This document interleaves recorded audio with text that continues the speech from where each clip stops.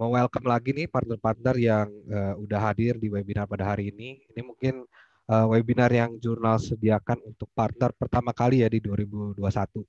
Dan tenang aja, ini baru pertama dari banyak karena nanti kita akan ada beberapa lagi kelas yang tentunya dengan topik-topik yang sangat menarik ya. Jadi thank you untuk waktunya karena sudah menyediakan waktu. Mungkin yang sekarang lagi sibuk review laporan keuangan, yang lagi pajak, udah menyediakan waktunya untuk hadir di webinar yang disediakan untuk jurnal partner. Oke, hari ini sebenarnya kita mau bahas apa sih? Kan judulnya itu Best Practice in Journal ya, untuk F&B Business.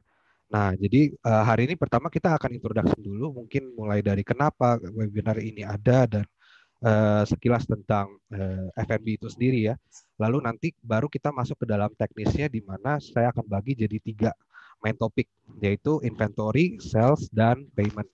Karena 3 ini yang paling utama yang penting ketika kita membicarakan tentang F&B tentunya dan juga membicarakan bagaimana setupnya terutama di jurnal ya. Karena ini best practice-nya sekali lagi itu di jurnal. Jadi bagaimana kalau misalnya F&B itu diaplikasikan di dalam aplikasi jurnal.id. Oke, untuk masuk pertama kali, kenapa sih webinar itu penting dan kenapa ini ada ya? Nah, kita fokus pada 2 poin ini. Yang pertama adalah karena kita sering melihat ya, untuk F&B itu kan memang menjamur sekali di Indonesia, tapi banyak juga yang buka itu hanya berfokus pada sel saja nih. Padahal di belakangnya itu masih banyak yang harus kita perhatikan ya, kayak COGS-nya, biaya tempat sewanya, dan lain-lain lah. Jadi kita nggak bisa berfokus pada sel saja.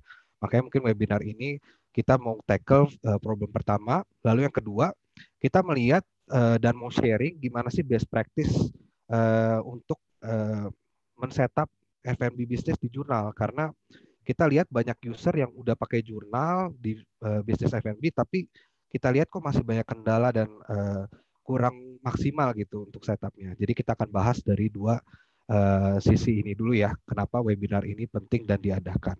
Oke, untuk yang pertama tentunya ini udah sangat problem sekali ya kalau kita hanya berfokus pada sales.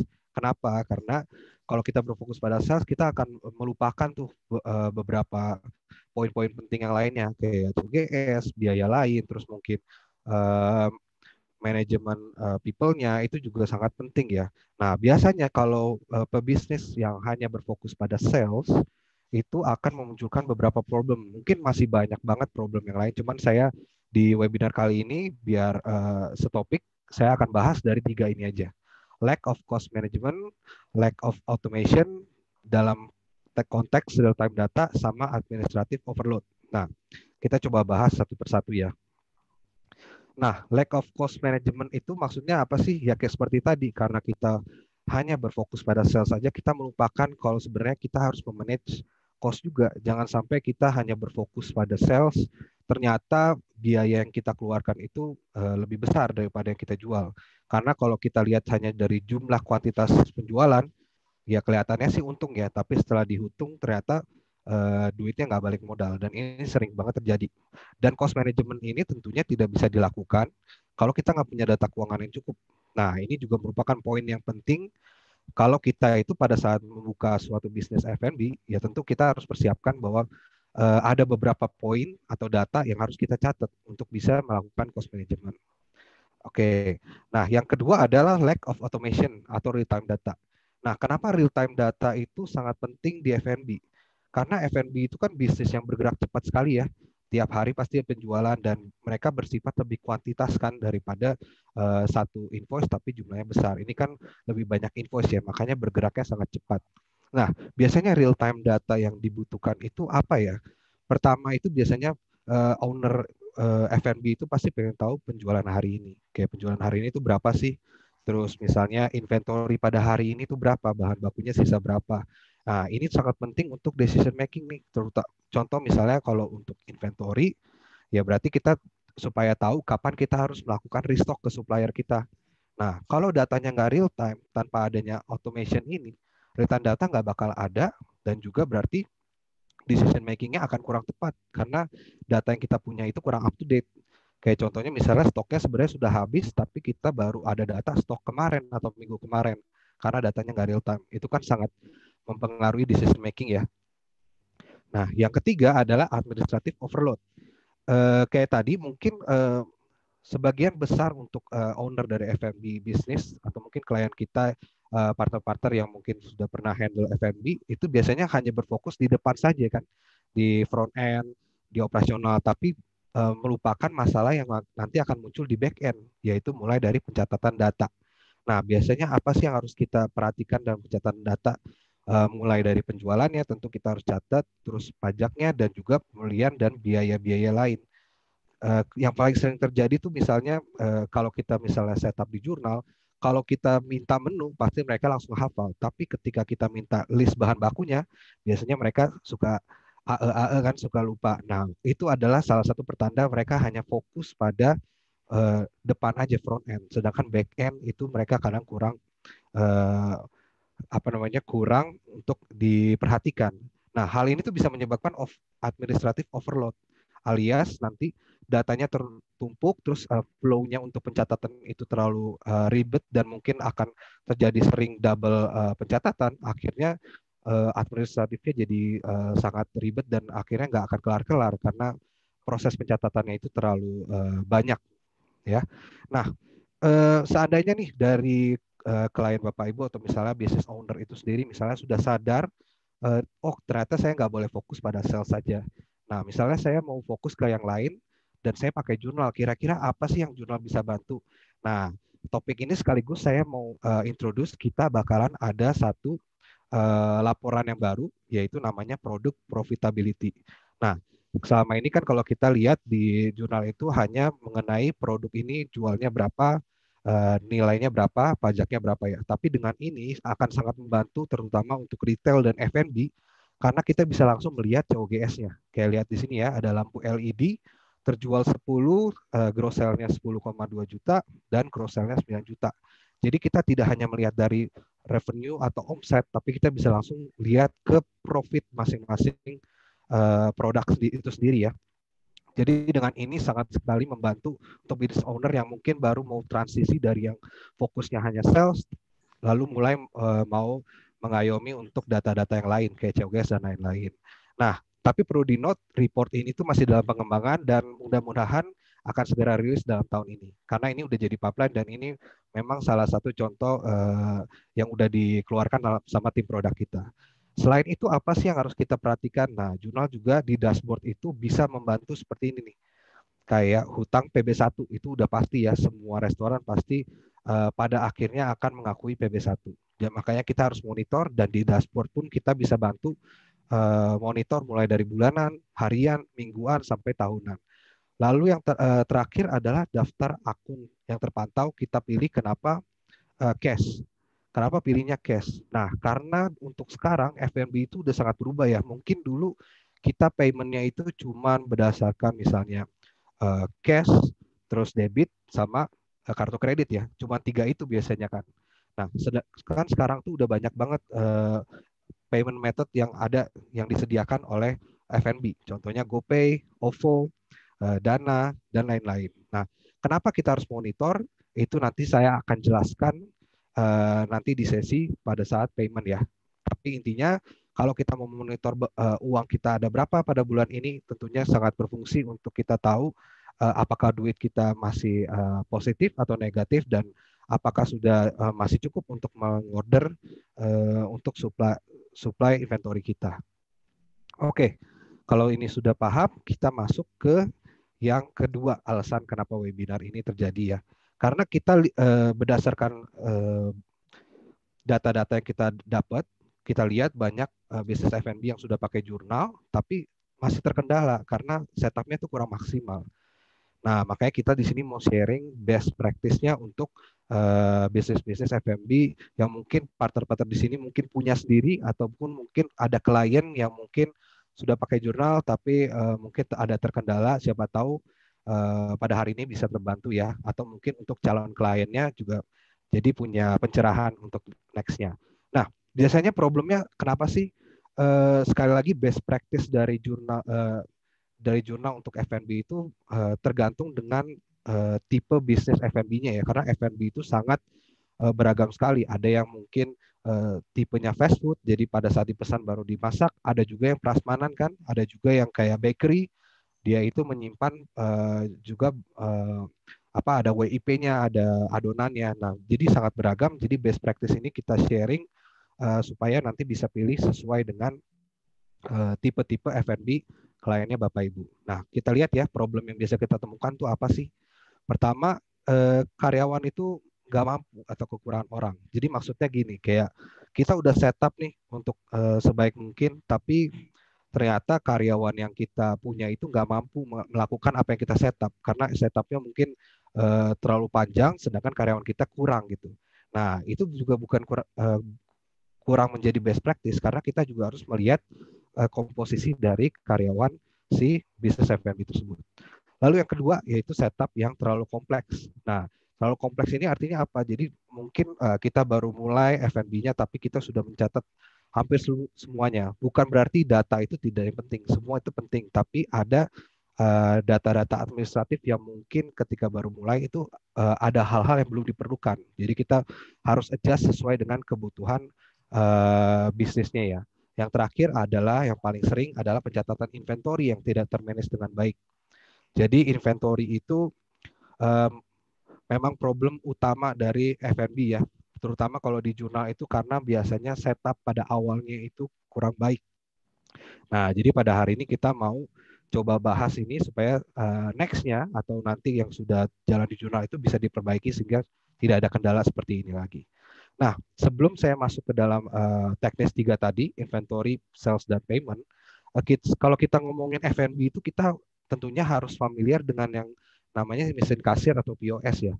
Nah, di sini mungkin yang sudah punya klien F&B, POS pasti sudah paham ya. Tapi kalau yang mungkin baru, saya mau mulai cari klien F&B deh, tapi POS itu apa ya? Saya takut diajak ngobrol, takutnya nggak mudeng gitu ya.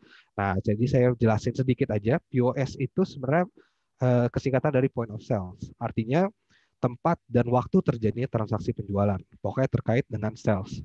Nah, sehingga kalau kita sebut sistem POS itu apa?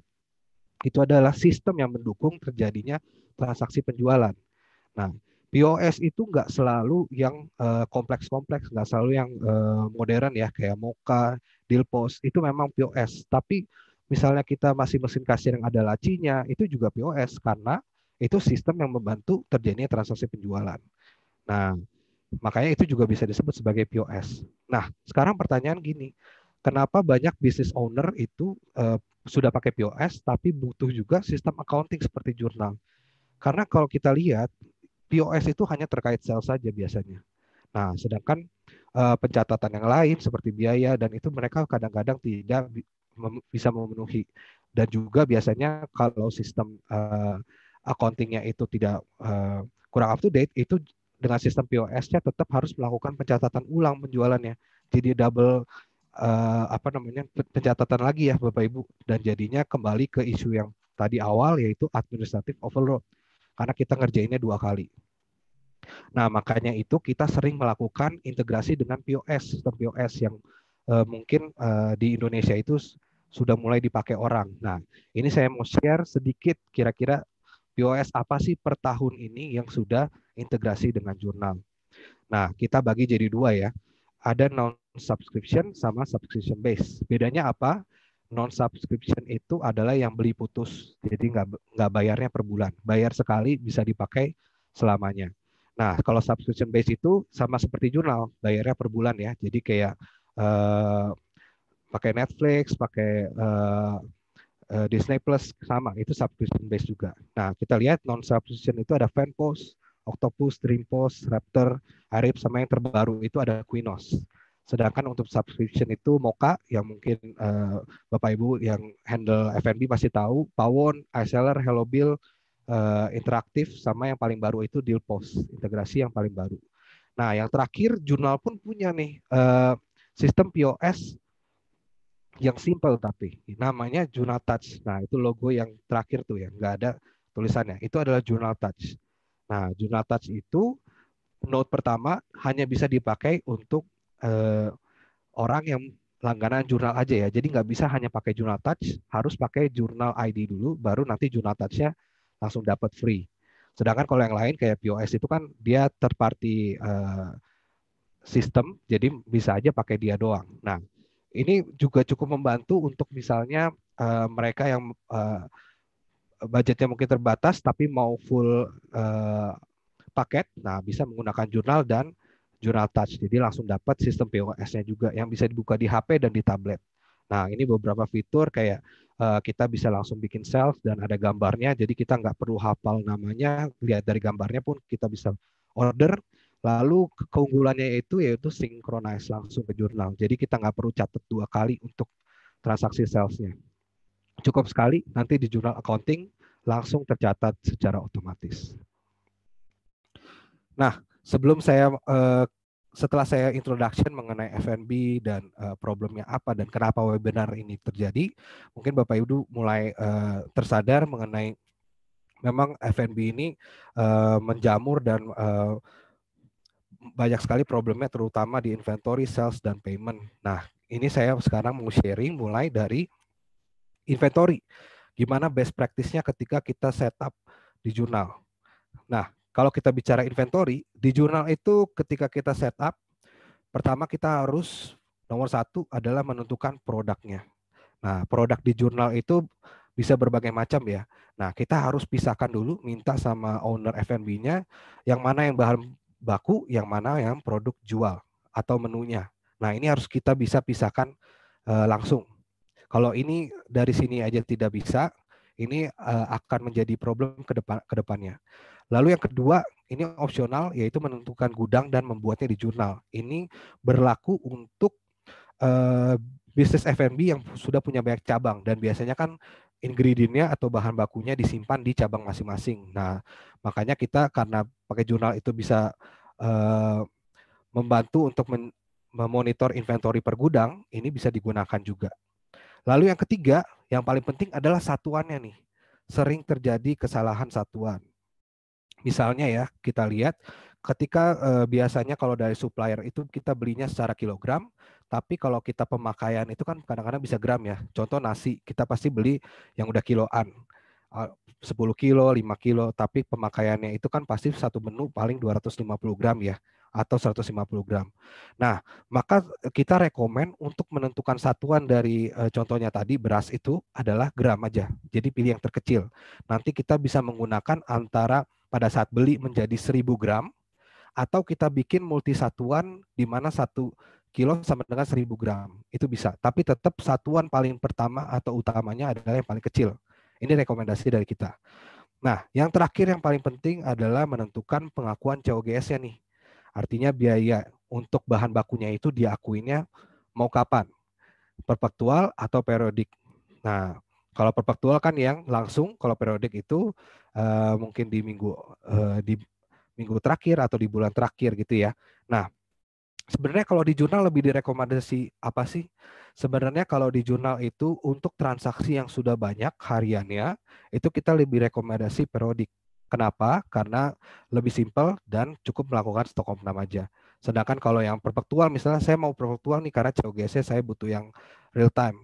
Kita rekomendasi kalau misalnya transaksi per harinya itu masih kurang dari 50 transaksi. Karena takutnya berat di jurnal sama aja nanti nggak real time muncul bottleneck lagi atau problem lagi. Oke. Nah, kita coba lihat mulai dari perpektual. Kalau perpektual gimana cara saya bikin produk bahan bakunya dan gimana saya bikin produk menunya. Oke. Nah, ini yang perpektual ya. Jadi partner di sini kan pasti sudah pernah training dan sudah pernah mungkin ada beberapa yang juga sudah sertifikasi, pasti tahu gimana caranya kita bikin produk. Dan produk itu paling penting adalah di 3 centangan ini ya, di mana ini menentukan produk ini sesuai dengan yang kita mau atau enggak dari 3 centangan ini. Nah, kalau untuk perpetual, karena dia itu pengakuannya langsung, maka bahan baku itu harus menjadi bagian dari produk bundle menunya. Nah, pertama untuk membuat produk bundle tentunya kita harus bikin bahan bakunya itu menjadi barang single biasa. Nah, karena bahan baku jadi yang saya centang itu hanya saya beli dan monitor persediaan barang tentunya. karena kita harus memonitor bahan bakunya. Kenapa saya jualnya nggak dicentang? Karena ini hanya bahan baku, kan kita nggak jual ya. Yang kita jual adalah menu. Oke, setelah itu kalau sudah bahan bakunya terbentuk semua, baru kita bikin menunya. Menunya itu tidak perlu dimonitor, karena yang akan mengurangi inventorinya itu dan yang hanya kita monitor persediaannya hanya bahan bakunya. Menunya hanya sebagai nama untuk penjualan. Oke, makanya saya cukup centang saya jual produk ini saja. Oke, nah nanti di sebelahnya baru kita klik produk bundle untuk ngisi bahan bakunya apa aja. Kalau dari sini udah clear ya. Nanti kalau misalnya ada yang itu boleh ditanyakan di Q&A ya. Oke, karena ini udah terkoneksi, efeknya apa ketika kita jual? Nah, misalnya saya jual satu menu, maka yang terbentuk adalah COGS diakui secara real time. Real time itu artinya ketika kita jual dan sudah bikin invoice-nya itu langsung terakuin. Kayak di sini kita bisa lihat ya, revenue-nya diakuin 20.000, inventory-nya berkurang, COGS-nya juga langsung bertambah 10.000, artinya kita langsung mengakui COGS-nya. Dan juga bahan bakunya secara real time berkurang. Dengan ini ya kita bisa lihat langsung kapan harus restock. Jadi bahan bakunya itu benar-benar real time. Oke, kalau perpetual mungkin lebih straightforward ya. Nah, kita masuk ke yang periodik. Periodik apa bedanya nih? Sama, pada saat bahan baku kita harus bikin dulu, saya beli dan monitor persediaan barang, tidak dijual. Bedanya apa? Kita lihat menunya juga sama kok, saya jual doang. Bedanya menunya ini kita tidak bikin menjadi produk bundle, tetap produk single. Artinya menu dan bahan baku itu tidak terkoneksi. Jadi ketika kita jual menu, bahan bakunya itu tidak berkurang sama sekali. Tetap. Nah, lalu pengakuan COGS-nya gimana? Pengakuan COGS-nya menggunakan dua cara ini. Menggunakan kita mencari angka jumlah sebenarnya pada hari itu atau perbedaannya. Ini maksudnya apa? Saya jelaskan satu-satu. Nah, jumlah sebenarnya itu adalah jumlah stok bahan baku setelah terjadinya penjualan. Artinya kan tadinya stoknya misal 1.000, setelah kita jual menu ini, bahan bakunya sisa berapa? Itu kan bisa didapat melalui stok opnam. Nah, cara pertama itu ya jumlah sebenarnya, artinya jumlah saat ini itu hanya bisa dapat diperoleh dengan cara stok opnam. Nah, yang sering ditanyakan frekuensi stok opnam itu gimana sih cara tentuinnya dan kapan? Nah, untuk frekuensi stok opnam itu ya tergantung kebutuhan masing-masing F&B ya. Biasanya kalau misalnya kebutuhannya cepat ya kita harus stok opnamnya misalnya harian atau misalnya per shift itu juga bisa asalkan staffnya itu mampu dan mungkin barangnya itu jenisnya tidak terlalu banyak itu mungkin possible. Tapi kalau misalnya kurang possible ya bisa kita bikin mingguan. Ya tergantung kebutuhan juga. Kayak yang nomor 2 kan tergantung jumlah dan kemampuan staff yang dimiliki ya. Lalu yang ketiga berdasarkan kebutuhan ownernya aja atau decision makingnya. Misalnya, oh saya butuh harian karena biasanya ada stok yang selalu habis hari itu. Nah, berarti kan kita harus tahu stoknya kapan habis, kapan kita harus pesan. Jangan sampai nanti stoknya habis kita malah nggak bisa jualan kan. Itu yang harus kita hindari. Makanya untuk stok open ini ada beberapa pilihan karena sekali lagi best practice itu selalu mengikuti dengan tipe F&B-nya. Oke, nggak semua itu bisa dipukul rata, caranya sama. Nah, caranya gimana nih kalau untuk kita stok opnam di dalam jurnal ya?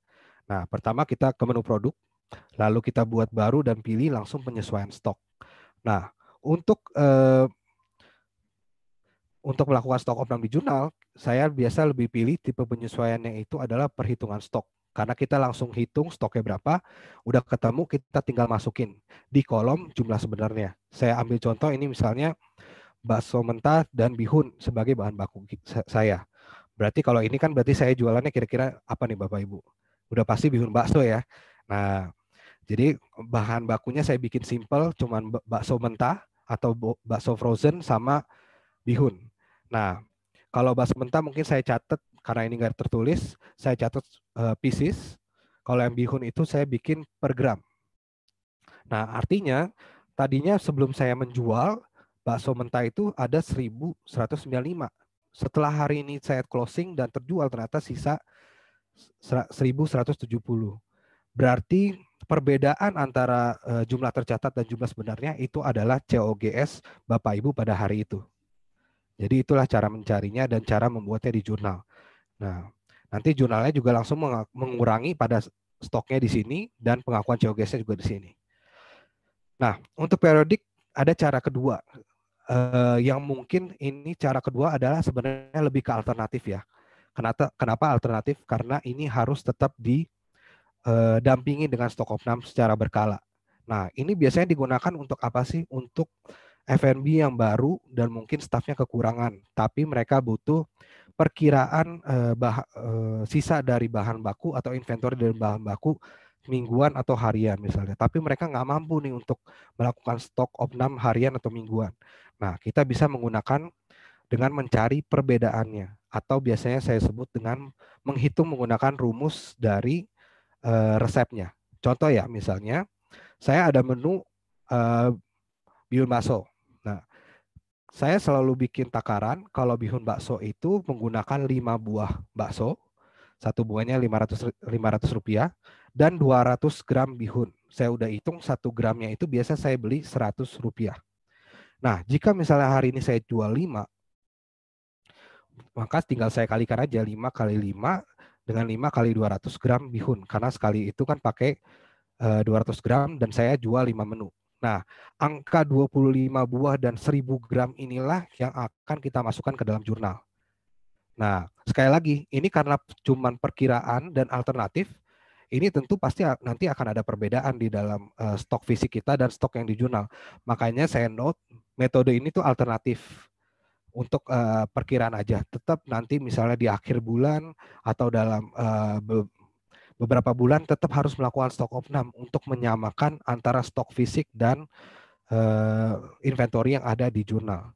Kenapa? Karena di F&B itu uh, sering banget terjadi ya pengurangan bahan baku tuh nggak cuma dari inventory doang, nggak cuma dari penjualan aja.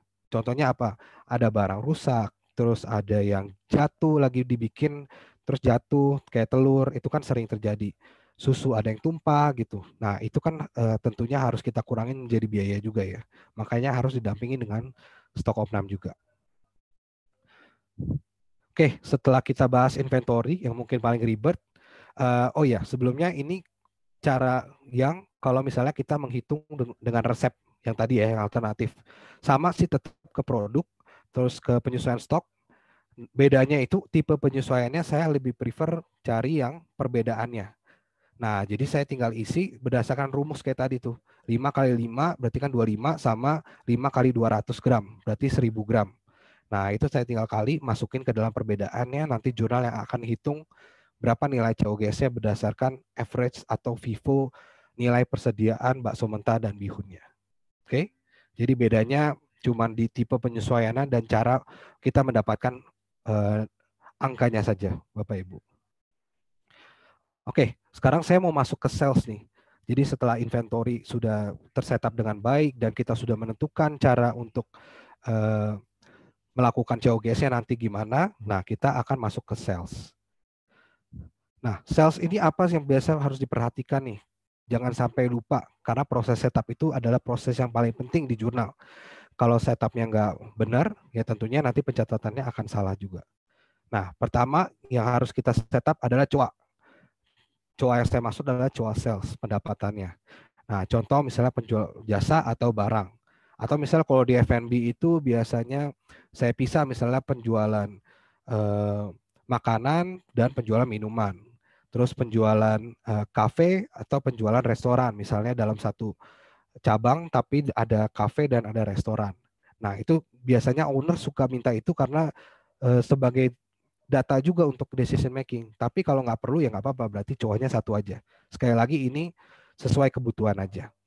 Lalu yang kedua adalah tagging. Nah, tagging ini penting untuk kalau sudah punya banyak cabang. Nah, karena di jurnal itu bisa memisahkan laporan laba rugi dan laporan penjualan bahkan biaya-biaya untuk per cabang. Misalnya cabang Jakarta dan cabang Surabaya. Jadi si owner bisa lihat cabang mana yang lebih efektif dan efisien. Misalnya Jakarta penjualannya lebih banyak, cabang Surabaya lebih sedikit, tapi cabang Jakarta misalnya biayanya lebih besar daripada cabang Surabaya. Nah, itu jadi bisa termonitor kalau kita membuat taggingnya. Oke. Yang ketiga adalah pajak. Kita jangan lupa kalau setiap kali kita jual itu ada pajak dan biaya lain yang biasanya terkena. Contohnya adalah PB1 pastinya, dan biasa kalau restoran itu ada service charge-nya. Ini jangan sampai lupa. Nah, perlu di-note karena jurnal bisa integrasi dengan POS, ini juga wajib dilakukan ya kalau misalnya terutama terkoneksi ke POS. Karena semua POS yang terkoneksi ke jurnal itu selalu pasti meminta 3 ini.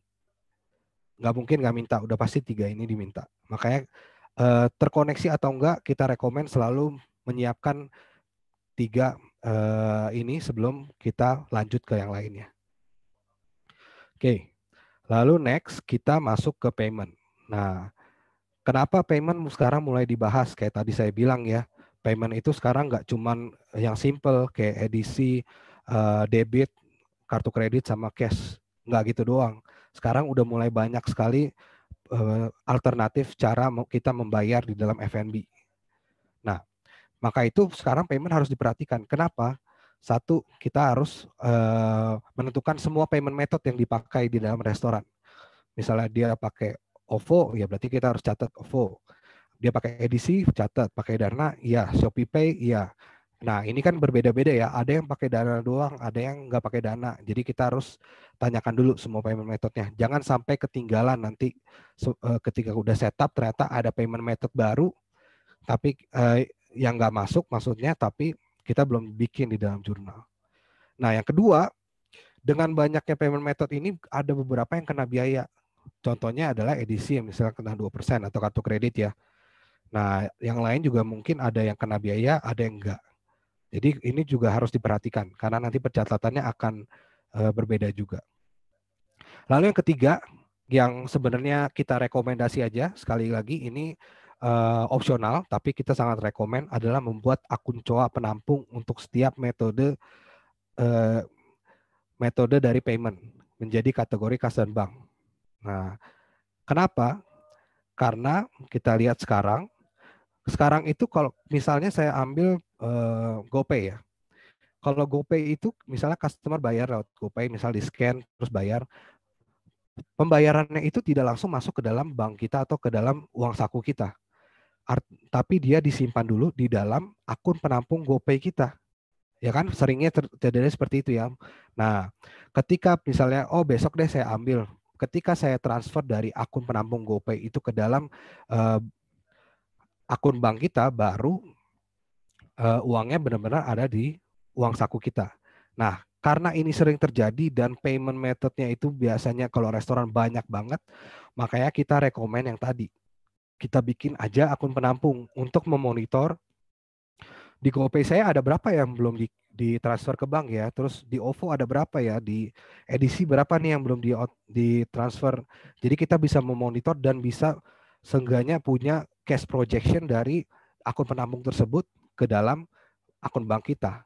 Dan biasanya kan mereka beda-beda ya. Misalnya kalau OVO otomatis misalnya 2 hari, GoPay tergantung atau manual. Kalau edisi misalnya hari besok baru dikirim. Jadi kita juga harus note itu. Jadi ketika kita melakukan rekonsiliasi bank itu jadi lebih mudah gitu.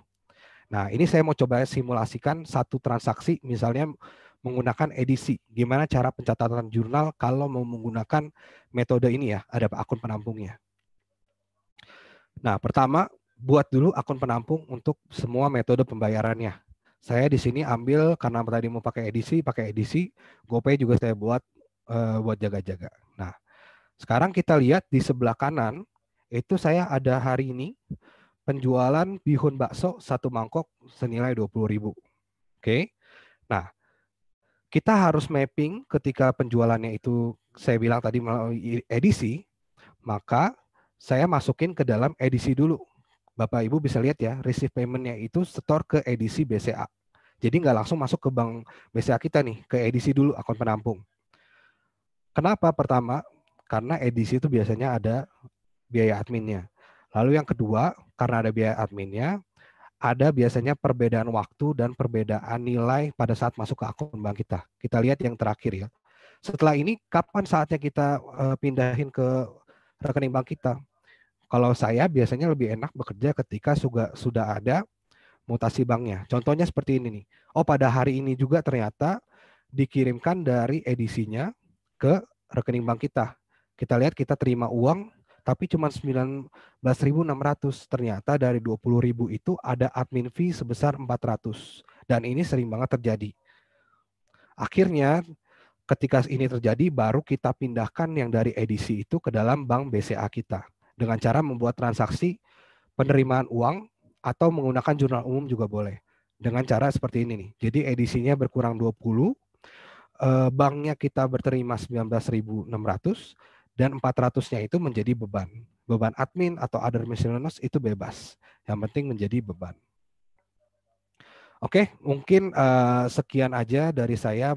Kalau ada kata-kata yang kurang jelas, mungkin maaf. Kalau misalnya ada yang kurang jelas atau misalnya ada yang mau sharing juga yang udah pernah handle F&B, tentunya banyak dari partner ini. Boleh langsung tanya aja di sesi Q&A ya. Ya. Oke, saya kembalikan ke Dinda. Thank you semuanya. Oke, terima kasih Timothy untuk materinya. Dari informasi yang disampaikan barusan, memang saat ini sistem perhitungan profit di tempat-tempat makan dan restoran mulai menerapkan aplikasi berbasis cloud ya, untuk mempermudah pengelolaan informasi seperti pencatatan pembayaran dan pengeluaran. Seperti itu. Betul. Ya, sebelum masuk ke sesi Q&A, seperti yang dijelaskan juga, bahwa tadi jurnal sudah terhubung dengan berbagai macam POS seperti Muka POS, Hello Bill, Raptor, Billpost, dan lain-lain. Nah, kita juga sudah pernah adakan live demo integrasi jurnal dengan Moka POS. Untuk itu, saya mau adakan polling dari Bapak dan Ibu dan partner jurnal di sini yang tertarik mengikuti online demo integration jurnal dengan Billpost, boleh jawab ya di pollingnya. Oke. Oke, pollingnya udah kelihatan ya, boleh langsung dijawab buat Bapak dan Ibu yang tertarik. Nanti kita bisa tampung jawabannya. Oke, kita tunggu. Ya, kita kasih waktu mungkin 1 menit ya untuk Ya. mau diisi dulu Pollingnya pollingnya. ya, betul. Sambil mikirin mau nanya apa nih di Q&A.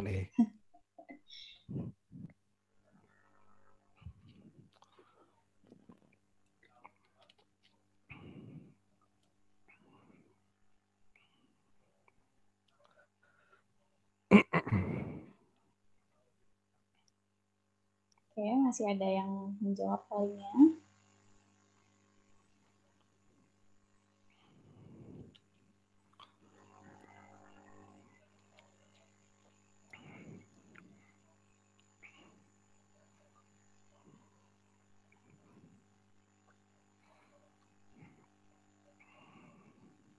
Oke, sudah jawab semua ya, Bapak dan Ibu. Oke, saya end pollingnya.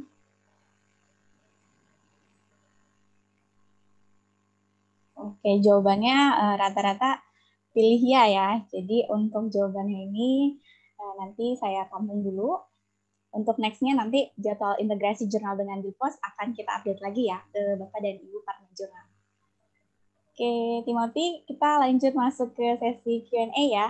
Oke. Udah ada beberapa pertanyaan nih. Coba kita lihat. Pertanyaan yang pertama dari Pak Rangga Hanggara. Nah, COGS perhitungannya dari mana? Apakah menggunakan bundle? Kalau F&B kan banyak bumbu dalam jumlah kecil. Bagaimana cara supaya perhitungan COGS? Ini tadi udah dijelasin saat materi ya? Ya, nggak apa-apa. Kita jawab aja karena Ya. memang tadi kan hanya secara general, tapi ya pasti ada bumbu ya. Kayak misalnya kalau paling simpel kita buat nasi goreng kan pasti ada kecapnya, kecap manis, ada cabai, bawang putih. Nah itu sebenarnya kita kembali lagi Parangga ke kliennya dan ke Parangganya sendiri. Kita mau catat inventorinya itu sedetail apa, Pak. Jadi misalnya ada yang prefer, oh yang gede-gede aja deh nilainya, misalnya nasi putihnya, telurnya, terus mungkin bumbu yang mahalnya. Tapi kalau misalnya kayak garam itu biasanya cuman periodically. Jadi bisa kita combine antara perpetual atau periodic. Nah, untuk pakai menggunakan bundle ya seperti tadi saya bilang prefer perpetual atau periodic. Jadi gitu sih, Pak. Oke, semoga terjawab, Pak Rangga. Lanjut ya, Timothy. Ini dari Pak Rangga lagi nih. Apakah Jurnal Touch tetap dilanjutkan pengembangannya? Terakhir saya dengar sudah dihentikan semenjak Jurnal ID kerjasama dengan Mocha POS. Oke, kalau untuk Jurnal Touch mungkin untuk di 2021 ini mungkin memang saya dengar sih dari tim produk itu atau mungkin belum diinfokan ke saya itu Junatas memang belum ada update-nya lagi seperti apa sih Pak. Tapi tentunya semakin banyak yang menggunakan Junatas semakin menjadi consider Pak. Jadi kalau bisa ajak-ajakin kliennya pakai Junatas Pak. Nanti siapa tahu dikonsider Pak. Oke, jadi memang kita belum ada pipeline buat pengembangan Jurnal Touch ini, tapi untuk fiturnya kalau ada feedback atau ada perbaikan pasti kita ini ya tampung ya Pak feedbacknya. Oke, pertanyaan berikutnya dari Bu Afi Wulandari. Untuk pakai jurnal yang mana bisa pakai metode perpetual dan periodik ini? Oke, kalau kita ngomongin pertama perpetual, perpetual itu kan butuh produk bundling ya, sudah pasti minimal enterprise. Tapi kalau periodik karena tidak pakai produk bundle itu bisa pro, Bu. Jadi tergantung ya. Kalau perpetual pasti harus enterprise karena ada produk bundle-nya. Kalau periodik pro pun cukup. Ya. Oke, semoga menjawab ya Bu Afi. Lanjut dari Pak Agustinus, pajak yang diterapkan di FNB apa saja? Dan PB1 itu pajak apa? Boleh bantu jawab? Waduh, boleh sih Pak. Kalau setahu saya kan bukan konsultan nih. Cuman kalau mungkin nanti partner yang lain bisa bantu jawab. Sharing ya. Ya bisa sharing. Setahu saya sih emang cuma PB1 dan PB1 itu pajak daerah. Gitu. Seharusnya sih nggak ada lagi ya, cuma PB1 ya. Yang transaksi base ya cuma PB1 sih setahu saya. Gitu Pak. Mungkin saya menambahkan sedikit aja. Jadi kalau pajak di restoran itu kan memang benar PB1, pajak bangun satu lah. Jadi nilainya memang sebesar 10%. Namun tidak luput kayak dari restoran kan punya tanggungan seperti PPh 21 atas karyawan dan pajak lainnya mungkin seperti itu sih. Ya, tambahan saya itu aja sih. Oke, makasih Thank you, Pak Chandra. Lanjut dari Pak Matthew, kalau integrasi dengan Mocha POS, kan integrasi push per transaksi. Kalau kasirnya salah punching ini, bagaimana perbaikannya?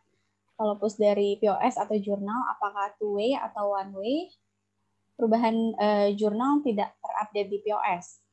Oke, Pak Matthew, pertanyaan yang bagus sekali nih.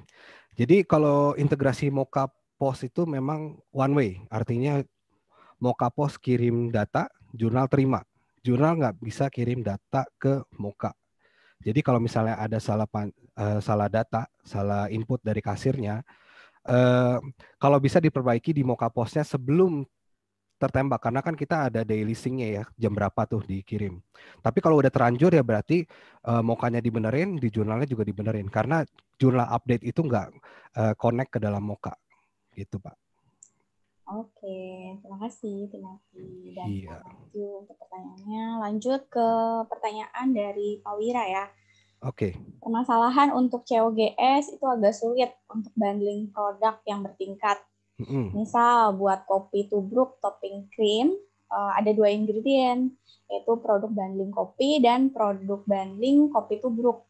Nah, biasanya akan ada masalah di inventory, apalagi di Jurnal Touch. Oke, ya kalau misalnya jadi sama kayak tadi ya, ini kan nggak harus bundling Pak. Jadi kalau misalnya, oh kalau tipe F&B seperti ini, kalau bundling itu malah jadi ribet gitu ya. Ya berarti pakai periodik pun nggak apa-apa. Misalnya kopi tubruk sama yang topping krim sebenarnya bedanya cuma di krim nih. Saya bikin jadi 2 produk gitu kan maksudnya ya. Nah itu biasanya ya kalau emang ribet untuk pakai bundling ya pakai periodik aja Pak. Gitu. Tapi periodiknya mungkin diatur frekuensinya. Misalnya tiap tutup toko kita stok of 6. Jadi pengakuan COGS-nya tetap harian gitu Pak. Oke. Lanjut pertanyaan dari Pak Margiono. Oke. Mengapa untuk pengakuan COGS menggunakan metode perpetual kurang disarankan? Padahal dengan metode ini, inventory akan lebih update dan sangat membantu. Oke. Karena yang seperti saya tadi bilang, itu perhitungan untuk COGS perpetual alias real time itu cukup berat, Pak. Nah, terutama kalau misalnya nanti terjadi transaksi backdated. Artinya misalnya kita udah input transaksi di Januari 2021, ada yang kelupaan kita input penjualan lagi di Desember 2020. Itu kan transaksi backdated ya. Artinya perhitungan inventorinya itu tergulung dulu ke Desember dan yang ke depan itu harus dihitung lagi. Itu akan berat sekali, Pak. Nah, memang lebih bagus perpetual sih, Pak. Cuman ya kita sarankan periodik karena sering terjadi itu. Kalau mau perpetual seperti yang tadi saya bilang, kalau bisa hariannya itu under 50 transaksi sih, Pak. Tapi kalau tetap mau dicoba ya boleh. Cuman kita kan udah warning ya. Gitu. Pengalaman kita ya menghandle Iya, beberapa. betul. Oke. Lanjut dari Pak Agustinus lagi nih, kalau ada FNB dengan banyak cabang, implementasi cabang sebaiknya bertahap atau serentak dengan pusat? Kalau ini sebenarnya tidak masalah sih mau langsung atau serentak, tapi intinya kalau cabangnya sama-sama berjalan, kalau bisa serentak. Kenapa? Karena nanti di jurnal itu akan rancu. Misalnya cabang ini implementasi bulan ini. Nah, datanya kan masuk duluan ya. Lalu cabang berikutnya baru masuk mungkin kalau kita nggak input historical data ke belakangnya, ya laporan keuangannya kan akan berbeda ya. Kalau bisa sih serentak. Tapi kalau bertahap pun ya berarti historicalnya jangan lupa diimport juga. Gitu sih. Oke. Mm-mm. Semoga menjawab Pak Agustinus. Lanjut pertanyaan dari Pak Matthew. Apakah ada modul stok opnam khusus secara mobile untuk tim dapur melakukan opnam di lokasi tanpa komputer? Oke. Maksud Mbak Matthew berarti jurnal mobile ya. Kalau seingat saya jurnal mobile itu hanya bisa transaksi yang simple seperti sales, purchase, sama expense. Nah, tapi kalau misalnya nggak punya komputer, punyanya HP, jurnal itu bisa diakses lewat web browser HP, Pak. Jadi buka aja, tetap login pakai misalnya Google Chrome yang ada di HP, buka jurnal.id. Stok opnam bisa dilakukan lewat situ, Pak. Jadi lebih gampang juga ya, dari handphone juga bisa. Betul, karena kita cloud based kan, nggak perlu komputer. Yang penting HP sekarang kan udah canggih ya, udah bisa pakai web browser, jadi lewat situ pun bisa, Pak. Iya. Kecuali produknya banyak nih. Oke, saya mungkin menambahkan untuk jawabannya Pak Matthew, tapi thank you Timo, itu jadi salah satu option yang bagus juga. Iya. Cuman untuk stok 6 di jurnal mobile itu saat ini memang masih belum bisa. Tapi saya dapat informasi bahwa memang jurnal mobile ini dalam tahap ada pipeline lah untuk penambahan fitur bisa stok 6. Itu mungkin yang saya bisa tambahkan informasinya. Lalu yang kedua, fitur stok 6 itu bisa menggunakan metode import. Jadi ada baiknya juga nih kalau misalnya template import stok 6 jurnal itu diupload ke Google Drive atau ke Excel sehingga bisa diakses melalui HP juga untuk mengisi data lah ya. Jadi seandainya terkendala mengenai user nih, ternyata user untuk yang stok 6 ini tidak boleh mengakses menu produk jurnal, misalnya mengetahui bundle atau lain-lain, ya maka bisa menggunakan metode Excel seperti itu, yang bisa diakses melalui HP juga, karena stok 6 kan bisa diimpor ya. Ya, betul. Oke, thank you bantuan Thank you, jawabannya. Coach Chandra, tambahannya. Berarti di take note ya, bahwa pengembangan untuk yang jurnal mobile. Oke, pertanyaan. Ini bukan pertanyaan sih, dari Pak Wira. Kalau ada YouTube tutorialnya, nanti tolong di-share. Iya, siap Pak. Nanti Bapak bisa langsung akses di jurnal webinar ya. Kita akan upload di situ. Ada di YouTube nanti. Yang Moka udah ada di situ, mungkin ini nanti next-nya akan diupload juga, Pak. Iya, benar. Oke, lanjut pertanyaan dari Ibu Afi. Klien saya pernah menghubungkan Moka dengan jurnal, akan tetapi inventorinya tidak sempurna di Moka sewaktu transfer ke jurnal. Nah, jadi harus entry ulang di jurnal. Ada preferensi POS yang paling sempurna connect ke jurnal?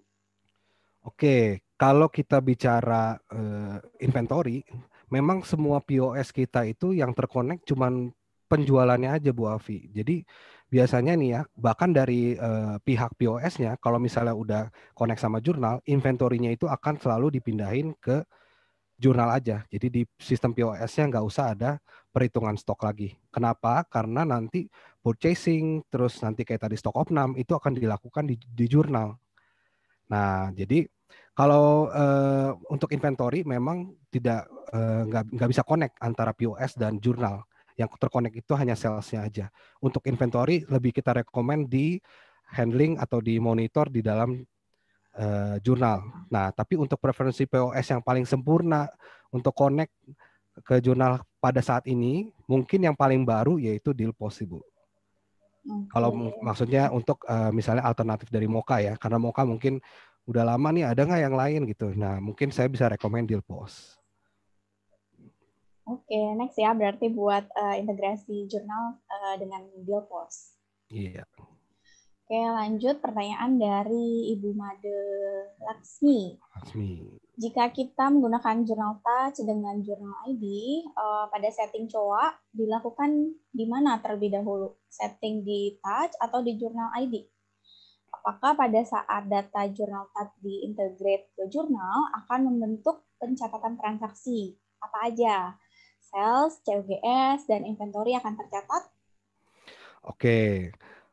Pertanyaan yang bagus, Bu Made. Berarti udah orientasinya setup dulu ya, apa yang harus di setup. Nah, jadi kalau pakai jurnal touch dan jurnal ID, yang harus di setup itu selalu setting COA kan di jurnal ID. Artinya jurnal ID-nya itu harus di setup duluan. Bahkan produknya pun kita buat di jurnal ID dulu. Kalau misalnya sudah punya base produk yang kita jual ya. Nah, lalu yang terintegrate itu apa sih biasanya di jurnal touch sama dengan POS lain, yaitu hanya sales dan payment. Jadi kalau untuk COGS pengakuannya tergantung ya. Kalau perpetual ya berarti sama mengikat di salesnya kan ya. Tapi kalau periodik ya berarti kita harus lakukan stock of none di jurnal ID. Jurnal touch itu sama seperti POS, hanya penjualan saja. Oke, Semoga menjawab Bu Made. semoga menjawab Bu Made. Lanjut pertanyaan dari Ibu Margaret. Kalau resep berubah, apakah data lama ikut berubah?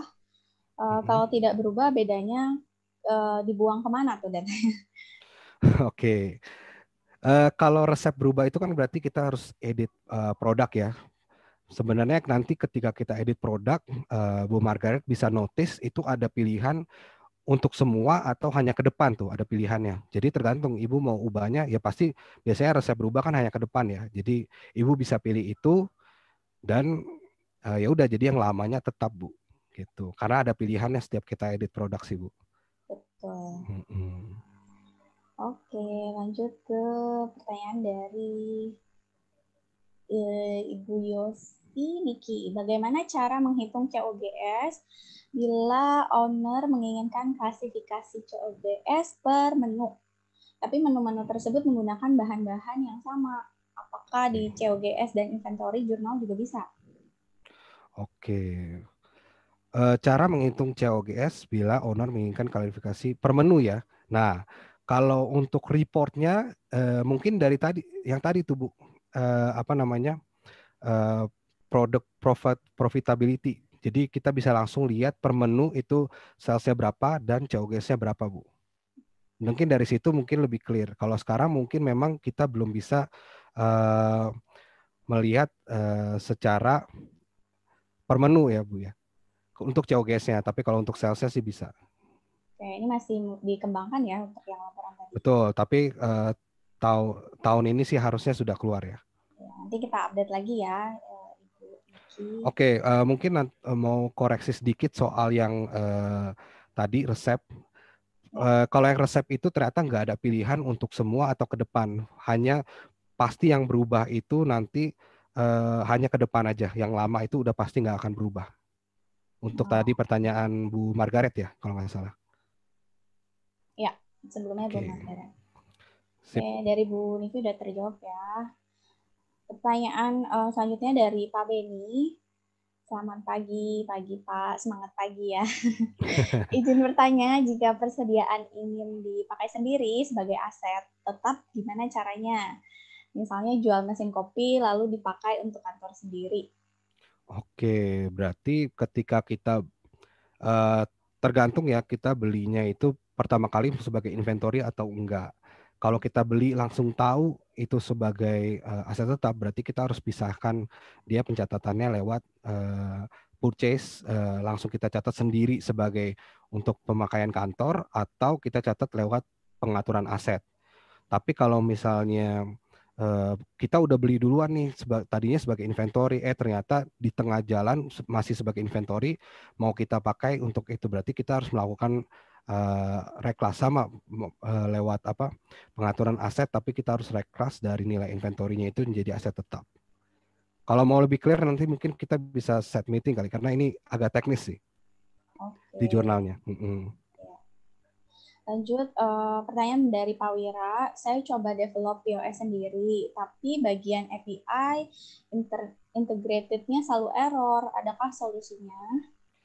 Oke, ini mungkin kita harus meeting terpisah lagi nih Pak, karena kita harus lihat misalnya POS-nya apa dan errornya di mana nih Pak. Mungkin kalau ada waktu nanti kita set meeting aja sekaligus sama Chandra dan mungkin kalau bisa tim produk untuk ngomongin ini sih. Iya, Pak Chandra ada tambahan? Mungkin nanti mau connect terpisah ya sama Pak Wira ya. Sekalian nanti akan buat grup dengan tim integration-nya kita. Jadi kalau di sini sekalian informasi juga ke partner-partner bahwa jurnal itu kan open API. Bila di sini partner jurnal, bapak-bapak, ibu-ibu memiliki klien atau memiliki aplikasi sendiri yang ingin diintegrasikan ke jurnal, jawabannya adalah bisa. Nanti tinggal kontak aja ke kita akan hubungkan ke tim integration-nya kita untuk membantu sih. Jadi bila ada pertanyaan, nanti bisa langsung connect di grupnya. Itu ya. Oke, thank you Pak Chandra. Pak Wira tunggu aja nanti akan langsung kita kontak. Oke, pertanyaan dua terakhir nih Timo dari Pak Sastra. Ya. Mengenai perhitungan COGS perpetual, tadi dijelaskan kalau menggunakan bundle ada kendala. Kendalanya seperti apa? Ya, kendalanya itu kalau kita boleh sharing itu terutama kalau misalnya kita melakukan transaksi backdated. Artinya udah ada transaksi di depan tapi kita catat lagi transaksi baru di belakang. Nah, kendala yang sering muncul adalah perhitungan persediaan yang jadi berputar lama di belakang. Artinya nanti misalnya kita kalau bikin sales kan muncul tuh ada view journal entry ya. Nah, ketika kelihatan kok ini bergerak terus angkanya karena itu masih proses perhitungan. Nah, kalau proses perhitungan berjalan terus, artinya kan kita nggak bisa mendapatkan data inventory dan COGS yang sesungguhnya gitu. Nah, itu sering terjadi apalagi kalau sering backdated pertama. Lalu yang kedua, kalau transaksinya itu udah terlalu banyak, Pak. Makanya lebih kita rekomen perpetual kalau transaksinya sudah banyak karena dia lebih ringan dan COGS-nya itu lebih datanya itu nggak numpuk di belakang sih untuk perhitungannya, Pak. Sarankan periodik ya maksudnya? Iya, sorry, periodik. Oke, terima kasih Pak Sastra. Yang terakhir, apakah ada setup khusus untuk POS Quinos? Oke, kalau untuk POS Quinos itu nanti setupnya akan dibantu oleh tim Quinosnya sendiri kalau nggak salah. Mungkin nanti Chandra bisa clarify untuk ini, tapi setahu saya karena mereka yang build connection-nya, yang buat koneksinya, artinya nanti tim Quinos yang akan bantu. Dari Pak Sastra sebagai konsultannya mungkin hanya mempersiapkan COA, tagging, terus warehouse kayak yang tadi saya jelaskan lah Pak, gitu, untuk siap dikasih ke dalam tim Quinosnya. Coach Chandra ada tambahan? Ya, mungkin saya tambahkan Pak Sastra. Untuk POS Quinos ini dia integrasinya tidak melalui add-ons ya. Kalau mungkin Pak Sastra bisa lihat di add-onsnya jurnal itu tidak ada tombol install, tapi lebih ke arah telusuri. Nah, di situ memang integrationnya dibantu oleh tim Quinos. Prosedurnya seperti apa? Saya bisa sharing seperti ini. Yang pertama, pastikan usernya sudah subscribe jurnal. Terus yang kedua, pastikan juga usernya memang sudah menggunakan POS Quinos, baik yang offline maupun yang online. Jadi Quinos itu juga punya iOS online ya gitu. Nah, bila sudah dua ini terjadi, Pak Sastra lakukan setup dulu di jurnalnya seperti yang Timothy bilang, tagging dan lain-lain, lalu hubungin ke pihak Quinos-nya Pak untuk minta integrasi ke jurnal. Lalu nanti tim Quinos akan memberikan quotation untuk integrasi ya. Kalau harganya nanti bisa langsung tanya ke Quinos karena kita nggak tahu publish rate-nya. Lalu nanti setelah ada payment, tim Quinos yang akan membantu untuk integrasinya. Tapi di sini perlu di-note bahwa perlu didampingin oleh konsultan karena Quinos, tim Quinos saat mappingnya itu tidak tahu ya, karena tim Quinos kan tim IT. Jadi dia nggak tahu nih, oh kalau misalnya saya jual lari akun pendapatannya lari ke akun mana. Nah itu dia nggak tahu, sehingga dari Pak Sastra mesti dampingin untuk ngasih tahu bahwa oh ini larinya ke sini. Kalau misalnya pajak diakuinnya di akun yang mana, nah itu harus didampingin Pak. Itu mungkin yang bisa saya info. Oke, terima kasih Coach Chandra untuk tambahannya dan Timothy untuk Q&A-nya udah selesai, udah jawab semua ya? Iya, sepertinya udah. Oke, harusnya sudah tidak ada lagi. Ya, untuk sesi Q&A-nya kita akhiri ya. Tadi pertanyaan terakhir dari Pak Sastra. Terima kasih Timothy untuk jawabannya. Terima kasih Bapak dan Ibu untuk pertanyaannya juga. Oke, sama-sama. Boleh istirahat dulu Timothy. Oh iya, oke. Thank you semuanya. Oke. Kita lanjut ke sesi selanjutnya ya. Di sini ada games. Boleh next slide. Oke. Jadi Bapak dan Ibu boleh menyiapkan handphone, lalu buka browser di handphonenya Bapak dan Ibu. Setelah itu, Bapak dan Ibu bisa membuka www.menti.com. Setelah itu bisa masukkan kode aksesnya ya untuk games ini di 4959142. Oke, setelah itu nanti bisa diisikan nama. Setelah itu kita coba start ya. Kita tunggu.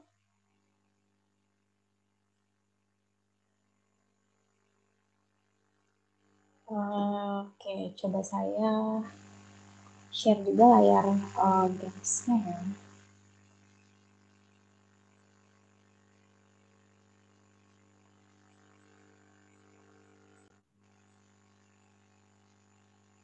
Oke, kita tunggu lagi ya untuk Bapak dan Ibu yang ingin gabung. 4959142. Menti.com.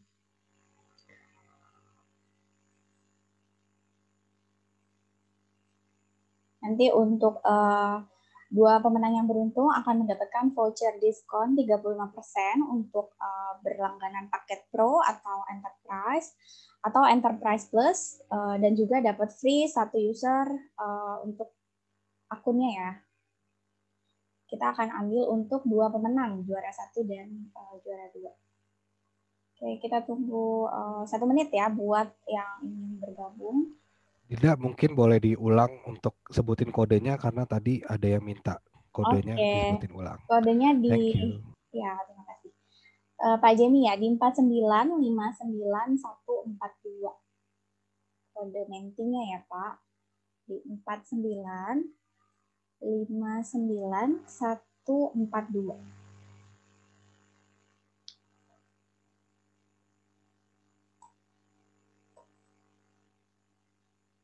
Oke, kita tunggu 1 menit ya buat menunggu peserta yang bergabung.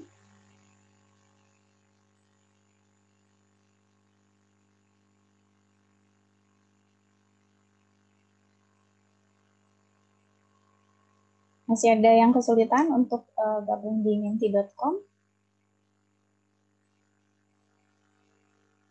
Oke, sudah semua bergabung ya? Kita coba, oke, masih ada lagi. Udah semua bergabung ya, kita coba testing dulu nih untuk permainannya supaya paham cara permainannya. Jadi Di sini akan ada pertanyaan, Bapak dan Ibu cukup menjawab jawaban yang tepat sesuai dengan pertanyaannya.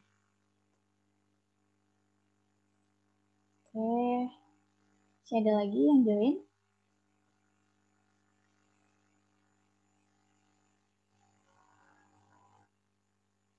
Oke, sorry.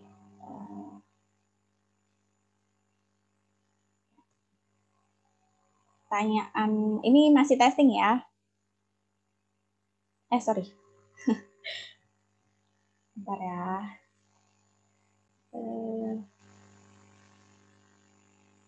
Kita coba testing dulu.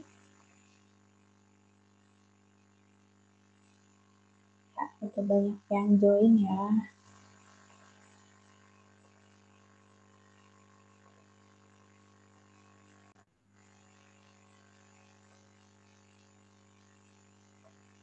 Oke, kita coba tes. Pertanyaan pertama, apa topik webinar pada hari ini?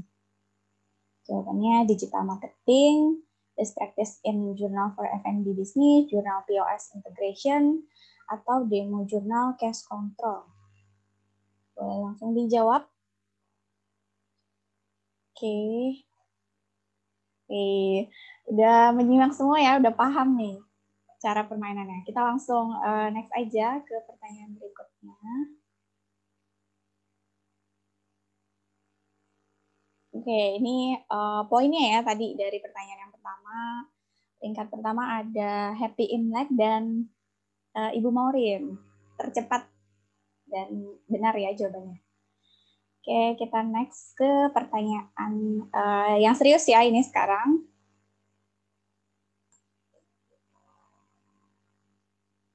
Oke, siap.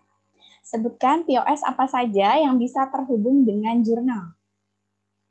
Bill POS, Mocha POS, Fanpos, atau semua jawaban benar.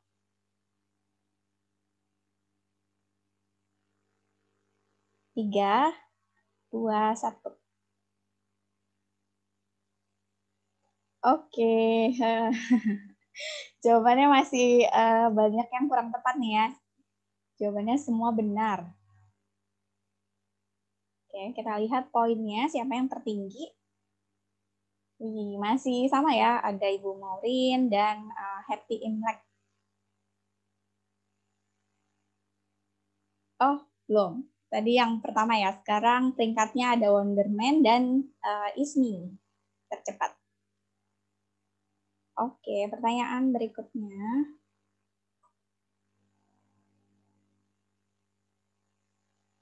Oke, pada menu apa user jurnal bisa membuat penyesuaian stok?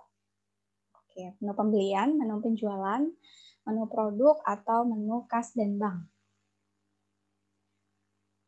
5, 4, 3, 2, 1. Oke, waktunya habis. Jawabannya yang benar menu produk ya.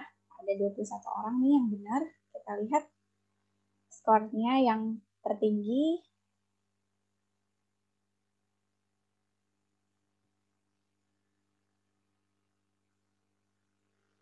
Oke, Wonderman masih peringkat yang pertama. Yang kedua ada Margiono Purnariawan. Oke, lanjut ya. Kita ke pertanyaan berikutnya. Pertanyaan keempat.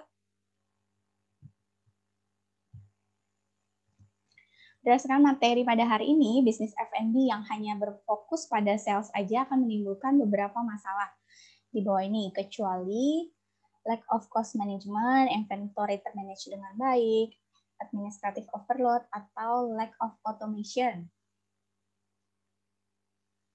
Oke, jawabannya inventory termanage dengan baik. Oke, lanjut. Skornya yang kita lihat ya, yang paling tinggi.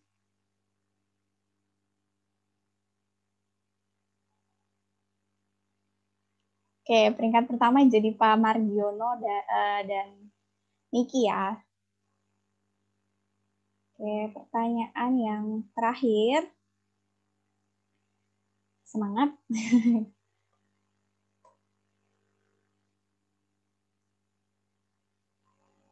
3 poin penting yang harus diperhatikan dalam men-setup bisnis F&B di jurnal adalah inventory, sales, payment, true or false.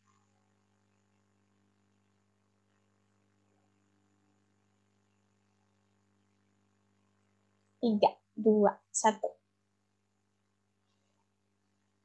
Oke, true ya. Oke, sudah selesai untuk gamesnya. Kita coba lihat skor terakhir. Siapa juara 1 dan juara 2-nya? Oke, ada Pak Margiono.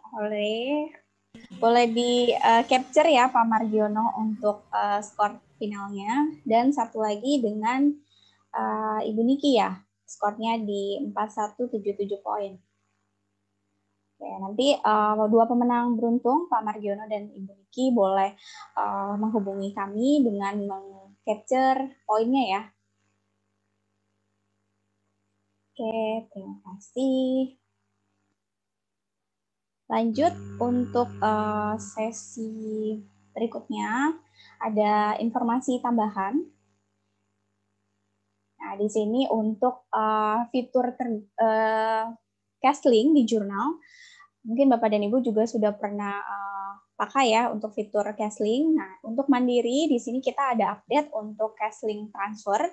Jadi Bapak dan Ibu bisa melakukan pembayaran melalui sistem jurnal. Gitu. Nanti bisa request aja formnya ke kita. Nanti untuk pembayaran biaya atau tagihan itu bisa langsung dari sistemnya jurnal. Jadi tidak perlu lagi melakukan pembayaran dari internet banking ya, karena bisa dilakukan di sistemnya jurnal. Lalu untuk update juga untuk Castling Danamon, kita sudah bisa integrasi ya, sudah terhubung dengan Bank Danamon. Di sini Bapak dan Ibu juga bisa request juga ke kita buat diaktifkan Castling ini. Castling ini fungsinya buat Bapak dan Ibu bisa menghubungkan rekening koran ke jurnal. Jadi nanti memudahkan untuk proses rekonsiliasi bank ya di akhir bulan. Lalu untuk Bank Danamon juga kita bisa lakukan pengajuan pinjaman usaha dari sistem jurnal. Nah, ini nanti bisa dilihat dari laporan keuangan perusahaannya ya, baru bisa mengajukan pinjaman usaha ini dengan plafonnya sampai dengan 20 miliar, lalu ada provisionnya 0,1%, lalu ada admin fee gratis, dan interest rate-nya 8,88% per annum. Untuk pertanyaan lebih lanjut atau ada informasi yang kurang jelas, bisa menghubungi PS-nya masing-masing terkait dengan update fitur ini. Oke, yang terakhir kita ada update juga, boleh next slide. Untuk promo di bulan Februari. Nah, ini akan dibantu jelaskan oleh Kak Vika. Kak Vika, kita ada promo untuk bulan Februari. Iya. Ya, Kak Vika boleh bantu jelasin? Oke, terima kasih ya Dinda. Iya. Iya, selamat sore untuk rekan-rekan partner semua. Nah, untuk di Februari ini kita lagi ada promo untuk partner di sini. Untuk yang pertama itu mungkin semua udah tahu ya, untuk Enterprise Plus kita ada promo diskon up to 40%. Nah, untuk Enterprise dan Pro itu kita bisa maksimal diskon sampai 30%. Nah, untuk starternya di 25%. Nah, untuk promo ini memang tidak bisa digabungkan dengan promo lain. Selain itu, untuk Enterprise Plus juga, ini berlaku hanya sampai dengan 14 Februari. Gitu. Jadi, untuk Enterprise Plus memang sangat terbatas ya untuk promonya sendiri. Lalu untuk pembelian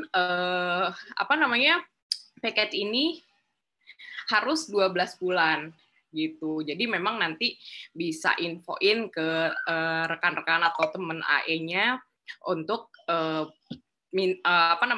request mau paket yang mana nih untuk promonya gitu.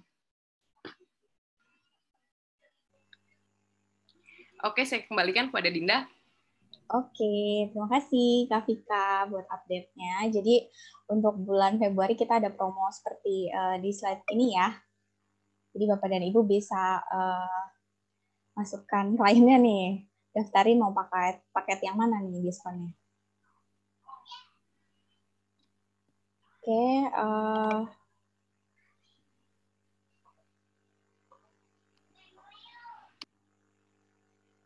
untuk informasi tambahan promo sudah selesai juga ya. Jadi untuk webinar hari ini, alhamdulillah kita sudah terlaksana dengan baik. Jadi untuk terima kasih saya ucapkan untuk Timothy, untuk Afika, untuk panelis dan attendees yang sudah menyimak dengan antusias webinar hari ini. Jika ada feedback untuk acara hari ini, Bapak dan Ibu bisa mengklik di link barcode, boleh next ya. Di scan barcode di sini atau link di bawah bit.ly FND event feedback. Boleh diisi untuk feedbacknya.